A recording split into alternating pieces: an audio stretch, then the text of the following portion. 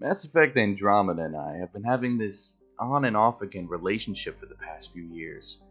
One day she brutally stabs me in the back, and the next we're going out for a nice dinner and movie. Having seen the gameplay trailer that was shown at the Video Game Awards, I think both I and Mass Effect Andromeda need to apologize to each other. Me for not having enough faith in her to be who she truly is, and her for jerking me around for years until finally inviting me into the house to see the goods. And to her credit, I did enjoy the goods. Now, I do still have some issues with Andromeda, mainly with it being made with the same engine as Inquisition, but there is a lot of positives in the gameplay trailer. First, let's start with the Squadmates. I have been wanting a female Turian as a squadmate ever since Nyreen in Mass Effect 3's Omega DLC, and now we have that in the form of Vetra. Now we know next to nothing about her, but my hope is she's like a female Garrus, so I can finally bang him, but not be gay about it. And we got a Krogan named Drac, but he will forever be overshadowed by Rex. Hell, I even liked Grunt, and he was still overshadowed by Rex. We're also introduced to an AI named Sam, which is an acronym for Simple Android Man. Tell me about Sloane Kelly.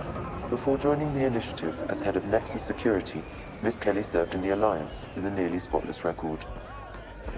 Yeah, that's not really what it stands for, but we know he's an AI and is very important to not only Ryder, but your father Alec, and will operate very differently compared to Edie.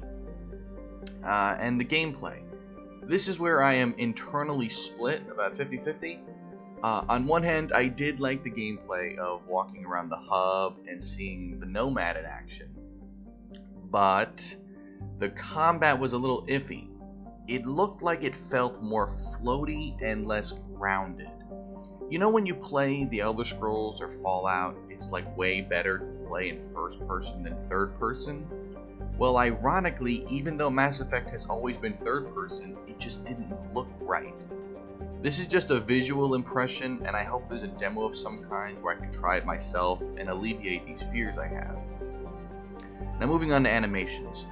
I'm sure everyone remembers Shep Lu's awkward smile in the Mass Effect trilogy, and now we have awkwardly animated Fem Rider, which is our second Andromeda meme after Shrek Asari PD.